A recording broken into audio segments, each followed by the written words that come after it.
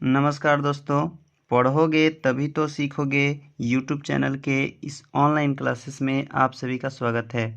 आज के इस क्लास में संस्कृत विषय के पहला नंबर मॉडल पेपर की चर्चा करेंगे। इस मॉडल पेपर सीरीज में संस्कृत के 5 मॉडल पेपर में 500 प्रश्न पूछे जाएंगे, जिसमें से आपके एग्ज़ाम के 100 प्रश्न हूबहू आने की संभावना है। इसीलिए सभी प्रश्नों को अच्छी तरीके से याद कर लें और जो प्रश्न आपको याद हो उसे कमेंट बॉक्स में नीचे लिखते चलें और जो प्रश्न आपको याद ना हो उसे कॉपी में अवश्य लिख लें। अतः आप सभी से अनुरोध है कि कलम कॉपी हाथ में और दिमाग अपने साथ में ज़रूर रखें। तो चलिए शुरू करते हैं पहला नंबर प्रश्न से। पहला नंबर प्रश्न दिया हुआ है, पाटलिपुत्र किस नदी के किनारे अवस्थित है? यानी पाटलिपुत्र किस नदी के किनारे है? तो इसका सही उत्तर है ऑप्शन नंबर बी, यानी गंगा नदी के किनारे अवस्थित है। इसके बाद अगला नंबर प्रश्न दिया हुआ है, विद्यापति कौन थे? तो विद्यापति एक मैथिली कवि थे। ऑप्शन नंबर ए इसका सही जवाब होगा। इसके बाद अगला नंबर प्रश्न दिया हुआ है, पाटलिपुत्र में कौमुदी महोत्सव किस ऋतु में मनाया जाता था? तो पाटलिपुत्र में कौमुदी महोत्सव शरद ऋतु में मनाया जाता था, यानी ऑप्शन नंबर बी सही होगा उत्तर। इसके बाद अगला नंबर प्रश्न दिया हुआ है, नीतिकारों द्वारा शत्रु किसे माना गया है? तो नीतिकारों द्वारा शत्रु आलस्य को माना गया है, यानी ऑप्शन नंबर ए इसका सही उत्तर है। अगला नंबर प्रश्न दिया हुआ है, महर्षि याज्ञवल्क्य की पत्नी का क्या नाम था? तो महर्षि याज्ञवल्क्य की पत्नी का नाम था मैत्रेयी, यानी ऑप्शन नंबर ए। इसके बाद अगला नंबर प्रश्न दिया हुआ है, जनक की सभा में शास्त्रार्थ कुशल महिला कौन थी? तो इसका सही उत्तर है गाग्री वाचकनवई, यानी ऑप्शन नंबर ए सही उत्तर है। इसके बाद अगला नंबर प्रश्न दिया हुआ है, विजयांका किस कल्प की कवित्री थी? तो इसका सही उत्तर है प्रथम, यानी विजयांका प्रथम कल्प की कवित्री थी। इसके बाद अगला नंबर प्रश्न दिया हुआ है, गायन्ती देवा किल गीतकानी खाली स्थान पुरुषा सुरतवात पद किस पुराण से किया गया है? तो यह जो है दिया हुआ पद जो है यह विष्णु पुराण का है, यानी ऑप्शन नंबर ए सही उत्तर है। इसके बाद अगला नंबर प्रश्न की ओर चलते हैं। 9वां नंबर प्रश्न दिया हुआ है, भारत महिमा पाठ का मुख्य संदेश क्या है? तो इस पाठ का मुख्य संदेश देशभक्ति है। इसके बाद अगला नंबर प्रश्न है, संस्कारों की कुल संख्या कितनी है? तो संस्कारों की कुल संख्या 16 है, यानी कुल 16 संस्कार है। इसके बाद अगला नंबर प्रश्न दिया हुआ है, गुजरात प्रदेश स्थित टंकारा ग्राम किसका जन्म स्थल है? तो यह जो है स्वामी दयानंद जी का जन्म स्थल है टंकारा ग्राम। इसके बाद अगला नंबर प्रश्न है, बिना बुलाए कौन आता है? तो बिना बुलाए मूर्ख आता है और कोई भी बिना बुलाए नहीं आता है। इसके बाद अगला नंबर प्रश्न 13 नंबर प्रश्न की ओर चलते हैं। 13 नंबर प्रश्न में दिया हुआ है, महतरान भिक्षा याचे यह किसी उक्ति है, यानी यह किसकी उक्ति है? तो यह जो है इसका सही उत्तर है शक्र का उक्ति है, यानी ऑप्शन नंबर सी। इसके बाद अगला नंबर प्रश्न की ओर चलते हैं। दिया हुआ है, विजय भट्टारिका किसकी पत्नी थी? तो जो विजय भट्टारिका थी वह थी चंद्रादित्य की पत्नी।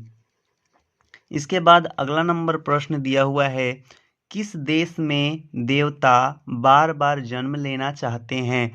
तो इसका सही उत्तर है ऑप्शन नंबर ए, यानी भारत देश में देवता जो हैं वे बार बार जन्म लेना चाहते हैं और किसी भी देश में नहीं। इसके बाद अगला नंबर प्रश्न दिया हुआ है, घर में लगी आग को देखकर कौन कौन पलायमान हो गए, यानी कौन कौन चले गए थे।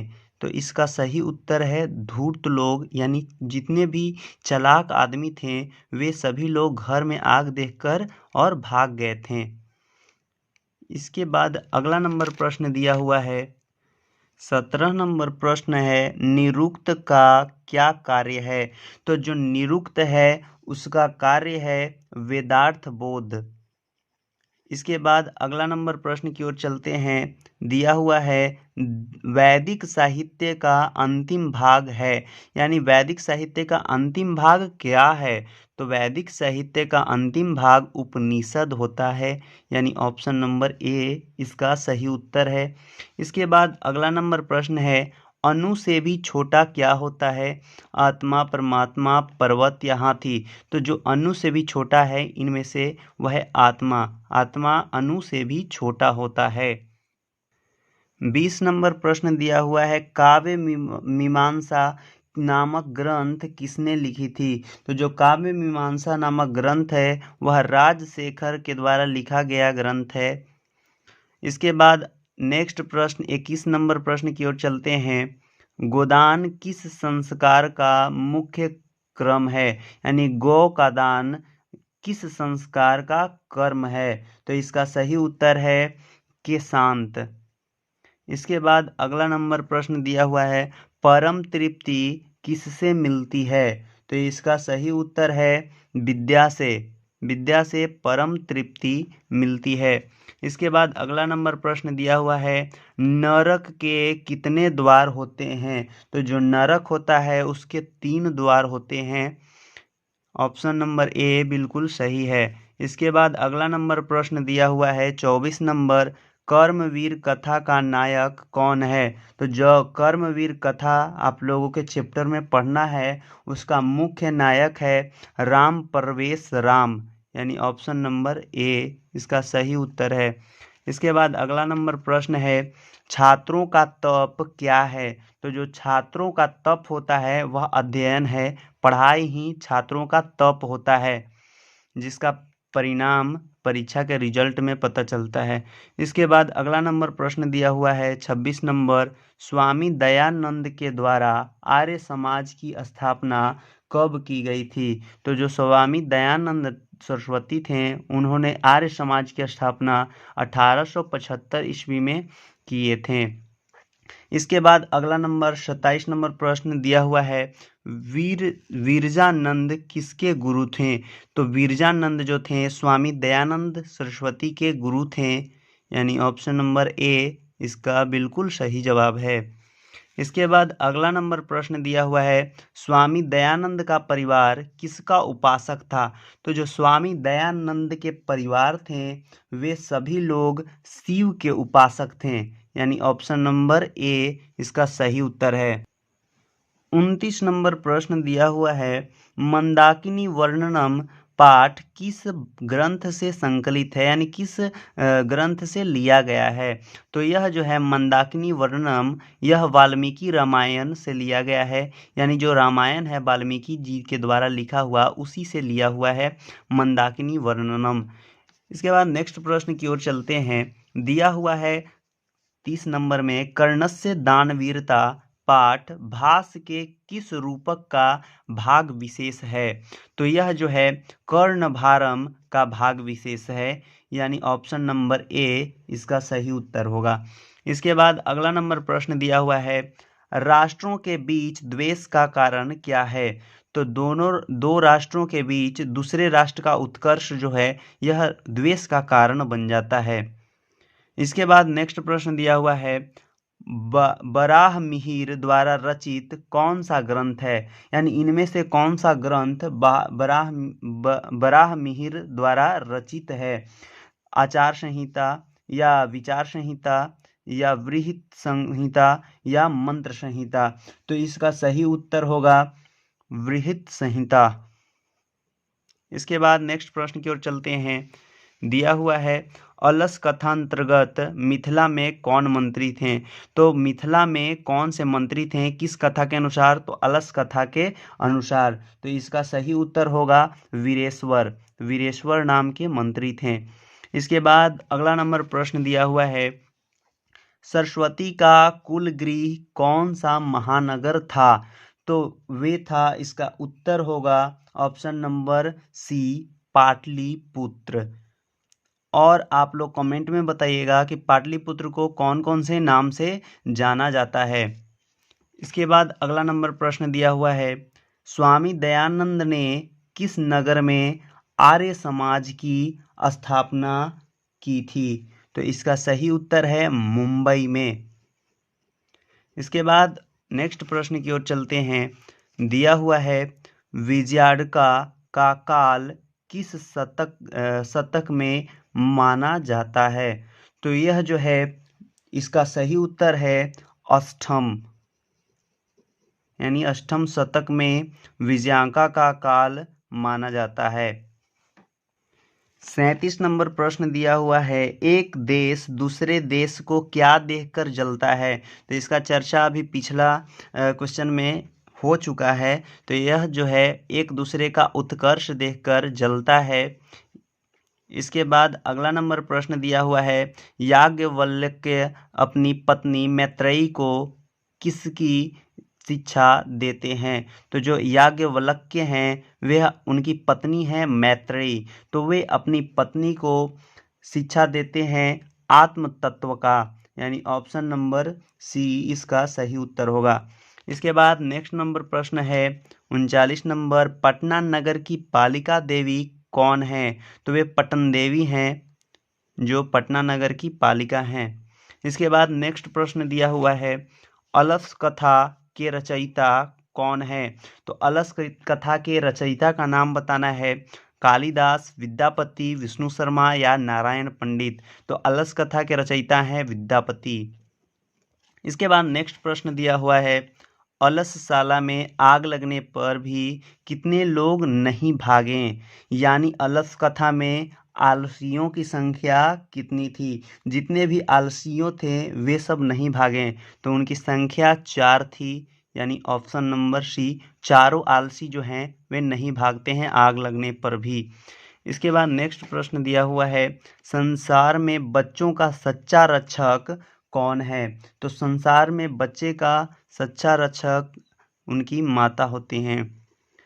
इसके बाद नेक्स्ट प्रश्न दिया हुआ है ऋग्वेद में कितनी मंत्र दर्शनवती ऋषिकाओं का उल्लेख है। तो ऋग्वेद में दिया हुआ है चतुर्विंशति मंत्र दर्शनवती ऋषिकाओं का उल्लेख। इसके बाद नेक्स्ट प्रश्न है याज्ञवल्क्य की पत्नी कौन थी। अभी अभी आगे की प्रश्न में हम बता चुके हैं कि याज्ञवल्क्य की पत्नी का नाम क्या है 38 नंबर प्रश्न में। तो उनकी पत्नी का नाम है मैत्रेयी। इसके बाद नेक्स्ट प्रश्न की ओर चलते हैं महाभारत में किस लेखिका का उल्लेख मिलता है। तो जो महाभारत है वे वेद व्यास जी के द्वारा रचा हुआ है और उसमें किस लेखिका का उल्लेख मिलता है। तो जो याज्ञवल्क्य की पत्नी हैं उन्हीं का उल्लेख मिलता है, यानी मैत्रेयी का। इसके बाद नेक्स्ट प्रश्न दिया हुआ है वर्तमान काल की संस्कृत लेखिका कौन है। तो जो वर्तमान काल की संस्कृत लेखिका इनमें से हैं वे हैं मिथिलेश कुमारी मिश्र।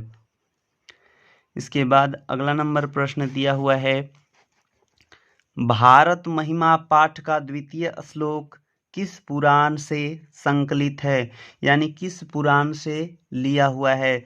तो वह है भागवत पुराण से लिया हुआ। इसके बाद नेक्स्ट प्रश्न दिया हुआ है जन्म पूर्व संस्कार कितने हैं, यानी जन्म के पहले कितने संस्कार किए जाते हैं। तो इसका सही उत्तर है त्रय, यानी 3 संस्कार है जो जन्म से पहले किया जाता है, जन्म पूर्व संस्कार होते हैं। इसके बाद नेक्स्ट प्रश्न दिया हुआ है अलस कथा पाठ में अहो कथमयम कोलाहलः किसकी उक्ति है? तो अहो कथमयम कोलाहलः किसकी उक्ति है? तो इसका सही उत्तर है पहला आलसी का। इसके बाद नेक्स्ट प्रश्न दिया हुआ है, भारतीय संस्कृति की अद्वितीय विशेषता क्या है? तो इसकी अद्वितीय विशेषता है संस्कार। इसके बाद नेक्स्ट प्रश्न की ओर चलते हैं। 51 नंबर प्रश्न दिया हुआ है, स्वच्छंद का संधि विच्छेद क्या होगा? तो स्वच्छंद का संधि विच्छेद होता है स्व जोड़ छंदम यानी स्वच्छंद। इसके बाद नेक्स्ट प्रश्न दिया हुआ है, विद्या जोड़ एका की संधि क्या होगा? इसका संधि करना है तो विद्या जोड़ एका, इसमें आ और ए मिलकर के ऐ का निर्माण करेंगे, यानी विद्या जोड़ एका इज इक्वल टू विधायका। यह जो है विधायका बन जाएगा। इसके बाद नेक्स्ट प्रश्न दिया हुआ है, अ प्लस ओ के मेल से कौन सा नया वर्ण बनेगा? तो अ जोड़ ओ बराबर हो जाता है औ। इसके बाद अगला नंबर प्रश्न दिया हुआ है, इतः जोड़ ततः किस संधि का उदाहरण है? तो यह किस संधि का उदाहरण है? तो इसमें तो यानी विसर्ग लगा हुआ है, तो जिसमें विसर्ग लगा हुआ है, विसर्ग जिसके साथ जुड़ करके और विकार उत्पन्न करता है, उस संधि को विसर्ग संधि कहते हैं। इसके बाद अगला नंबर प्रश्न दिया हुआ है, मूर्ति पूजा का समास विग्रह क्या होगा?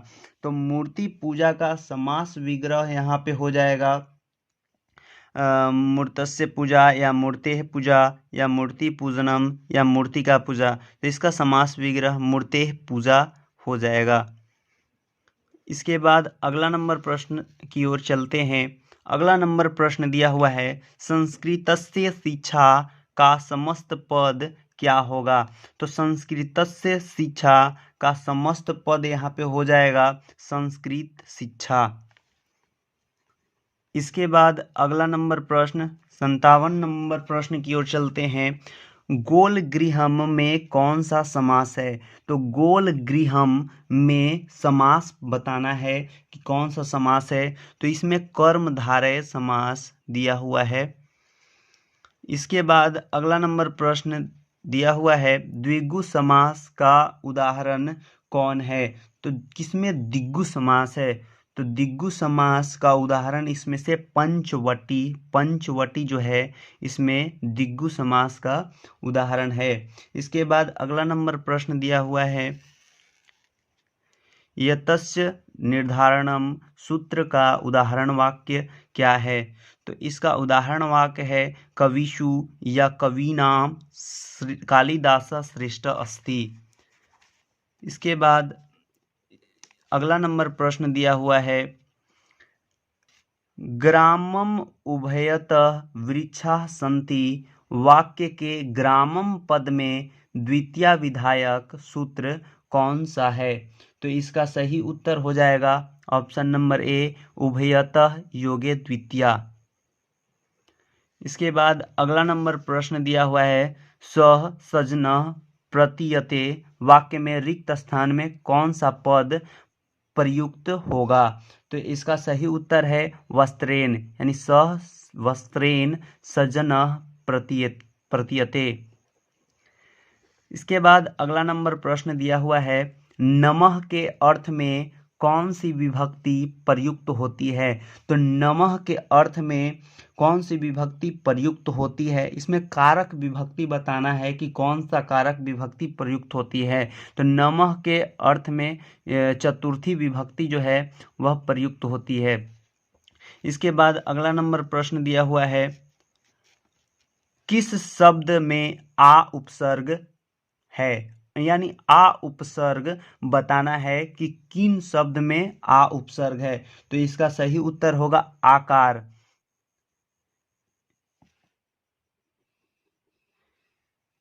आ जोड़ कारह जो हो जाएगा, आकारह का निर्माण हो जाएगा। उपसर्ग किसे कहते हैं? तो जो शब्द के आगे जुड़ता है उसे उपसर्ग कहते हैं। इसमें कारह शब्द में आ जुड़ा हुआ है, इसमें आशा दिया हुआ है, तो इसमें अगर आ अलग करेंगे तो इसमें केवल सा बचेगा, जो कि कोई शब्द नहीं है, इसीलिए बी नहीं होगा, केवल ए इसका सही उत्तर होगा। इसके बाद नेक्स्ट प्रश्न दिया हुआ है, दुरात्मा शब्द में कौन सा उपसर्ग है?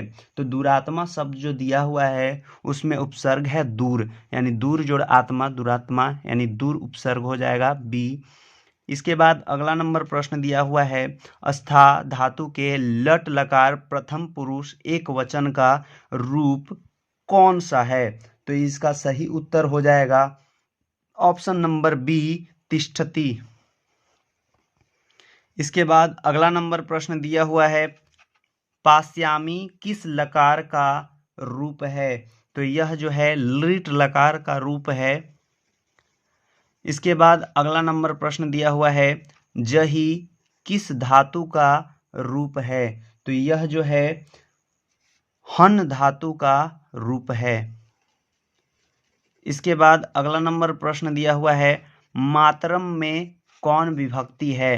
तो जो मातरम दिया हुआ है उसमें विभक्ति चिन्ह है, द्वितीय विभक्ति है मातरम। इसके बाद नेक्स्ट प्रश्न है, नदीशु किस शब्द का रूप है? तो नदीशु जो दिया हुआ है यह है, आप लोग कमेंट में भी बताते चलिएगा नदीशु कौन सा शब्द का रूप है। तो नदीशु नदी शब्द का रूप है। एकदम इजी प्रश्न था, आप लोग कमेंट में जरूर लिख दिए होंगे। इसके बाद अगला नंबर 17 नंबर प्रश्न दिया हुआ है, साधु शब्द के सप्तमी एक वचन का रूप कौन सा है? कमेंट बॉक्स में जल्दी जल्दी लिखिएगा, साधु शब्द का सप्तमा एक वचन का रूप जल्दी जल्दी लिखिएगा, जल्दी जल्दी लिखिएगा। तो इसका सही उत्तर दिया हुआ है ऑप्शन नंबर बी। इसके बाद नेक्स्ट प्रश्न 71 प्रश्न की ओर चलते हैं। 71 नंबर प्रश्न दिया हुआ है, गम प्लस सत्री में कौन सा शब्द बनेगा? तो यह जो है गच्छन बनेगा। इसके बाद अगला नंबर प्रश्न है, पठनम में कौन प्रत्यय है? तो पठनम में प्रत्यय बताना है कि कौन सा प्रत्यय है, तो यह है ल्यूट प्रत्यय। इसके बाद अगला नंबर प्रश्न है, नागरिक में कौन सा तद्धित प्रत्यय है? तो जो नागरिक शब्द है उसमें तल प्रत्यय, तल तद्धित प्रत्यय है, तल।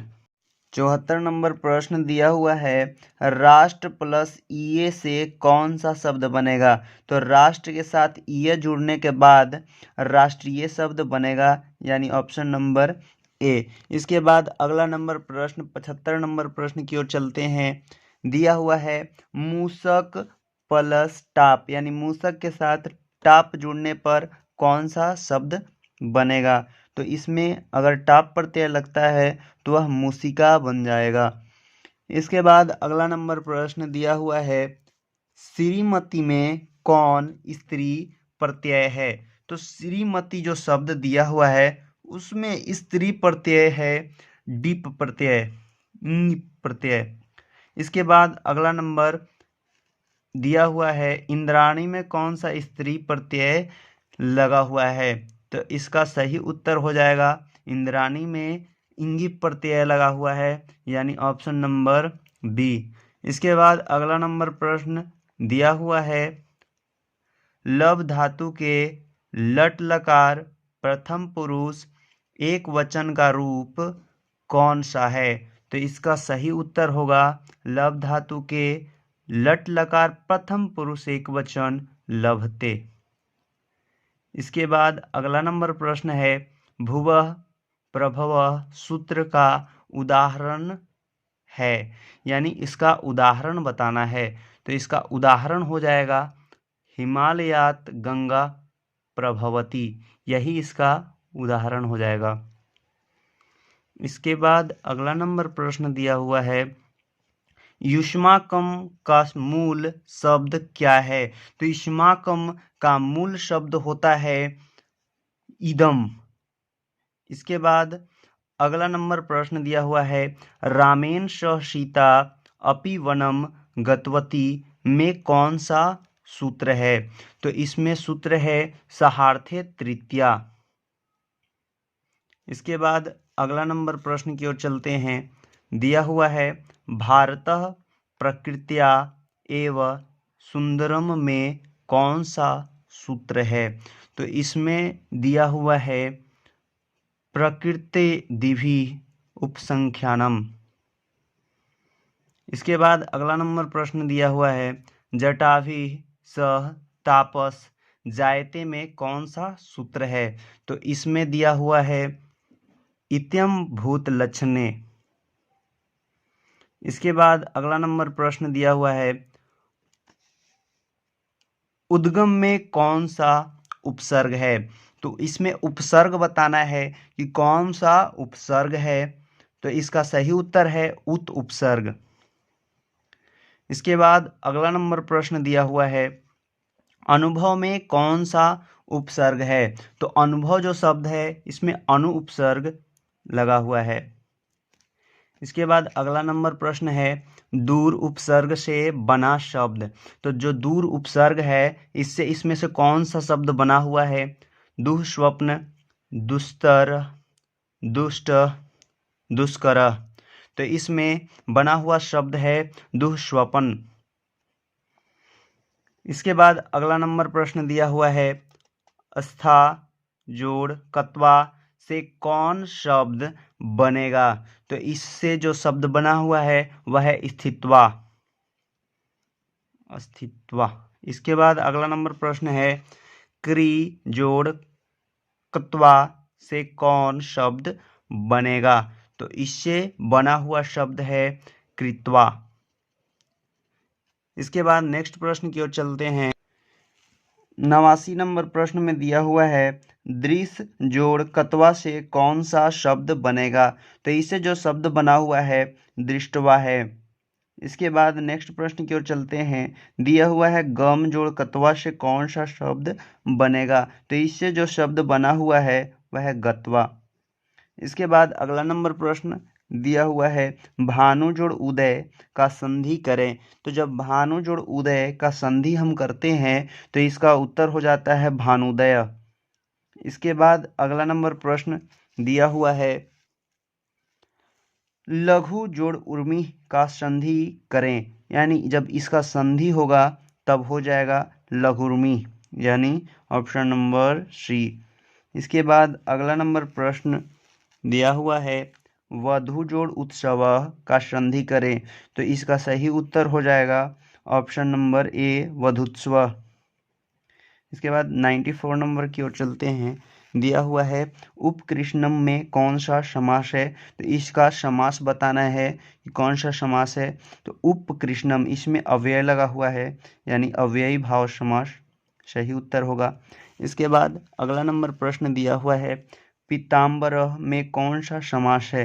तो जो पीताम्बर है वह अपना अर्थ छोड़ करके एक विशेष अर्थ प्रकट करता है यानी बहुब्रीहि समास इसका सही उत्तर है। इसके बाद अगला नंबर प्रश्न दिया हुआ है इति हरि में कौन सा समास है? तो जो इति हरि शब्द है इसमें इति अव्यय लगा हुआ है यानी अव्ययी भाव समास हो जाएगा। इसके बाद नेक्स्ट प्रश्न की ओर चलते हैं। 97 नंबर प्रश्न दिया हुआ है वीणा पानी में समास का नाम लिखें।